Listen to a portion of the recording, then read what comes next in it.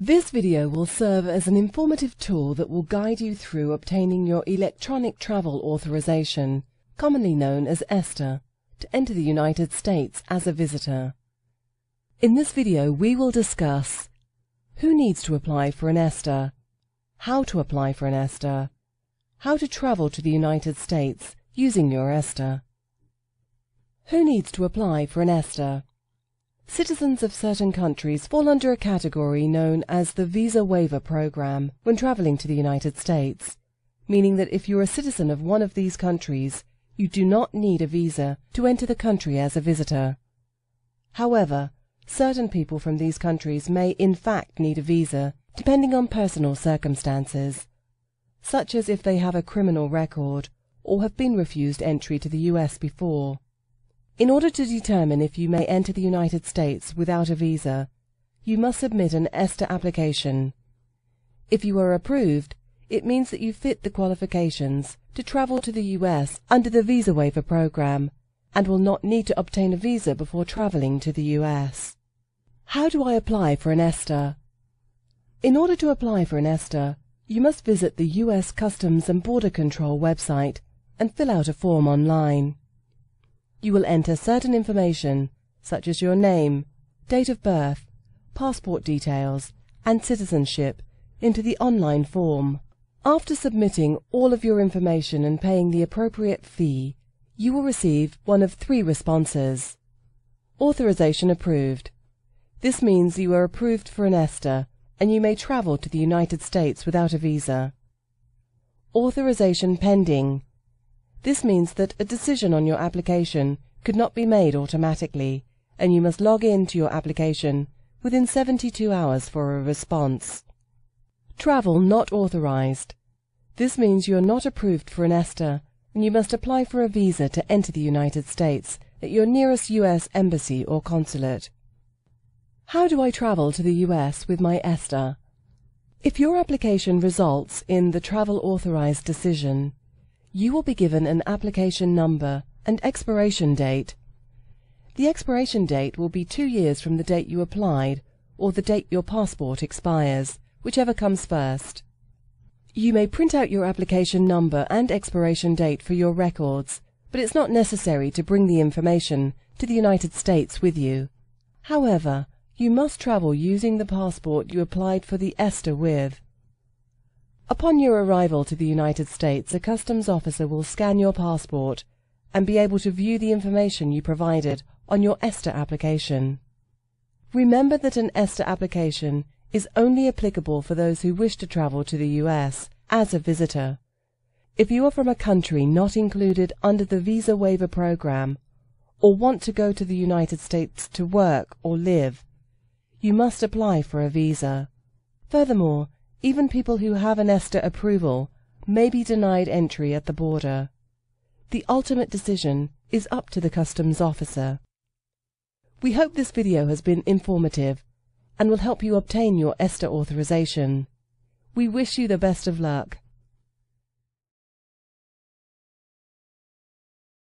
There are three distinct types of cheap flight websites. The key is using the right site for the right task. The first type are screen scrapers. These are perfect if you know exactly when and where you want to go.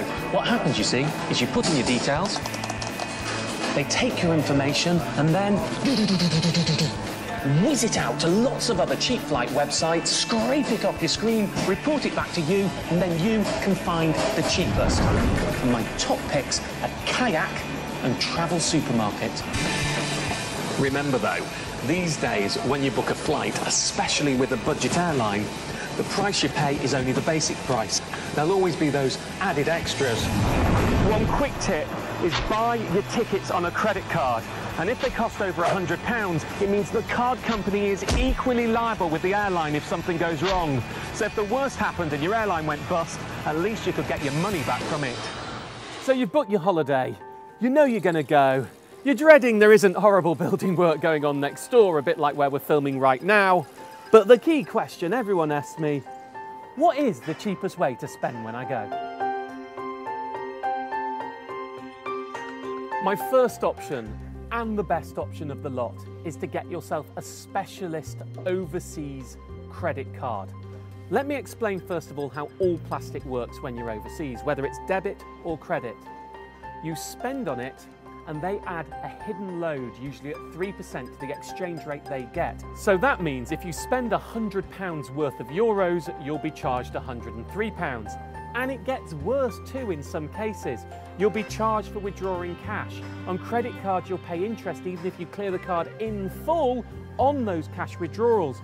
And on some, what I call the debit cards from hell, Lloyds, NatWest, Santander, RBS, Halifax, they charge you an additional fee every time you spend, up to £1.50.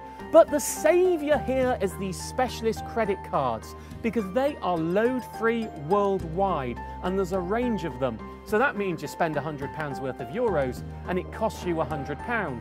Now they will still have ATM charges of various amounts, although they tend to be lower, which means you're better to spend on the card than to withdraw cash and to spend that.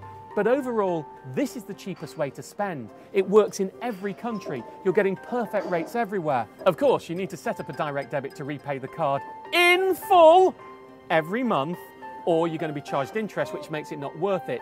But in general, that's the cheapest way to go. I know some of you out there will be going, aren't there any debit cards that do this? Well, the only one remaining as I film is the Norwich and Peterborough current account. But do you really want to switch your current account just to get cheap spending abroad? There are many better perks on current accounts, and you can just apply for a credit card anytime willy-nilly and do what I do. I have an overseas wallet, it sits in there, I never spend on it in the UK because it doesn't give me any advantage here, but when I go away, hey! Tip 2. If you actually want a bit of cash in your pocket, how do you get it? Well, the worst thing to do, the great sin when it comes to money overseas, is to get your money at the airport. They know you're a captive customer, they give you worse rates. If you've left it that late and you do need to get your foreign exchange from the airport, at the very least, pre-order it for airport pickup and you get a better rate. But the best thing to do is to compare. Ignore spiel like commission-free, because often commission-free, yes, but worst exchange rates. You just simply want to know, I want to change £500 into euros, how many euros will you give me after all charges? And compare like that. And you can do this online in seconds, comparing online bureau at travelmoneymax.com. And tip number 3, when you go abroad, you use a card at a bank or in a shop and it offers to let you pay in pounds rather than in euros or in dollars. The simple rule of thumb is always pay in the local currency. That way your card is doing the conversion rather than the shop or the bank, because generally when you allow the shop or the bank to convert, you get a very, very poor rate. This is especially true if you've got one of those specialist credit cards I mentioned earlier. They're giving you perfect rates, guaranteed the overseas bank or shop is not giving you a perfect rate. So if you choose to press pay in pounds, it's doing the conversion for you, you're losing out.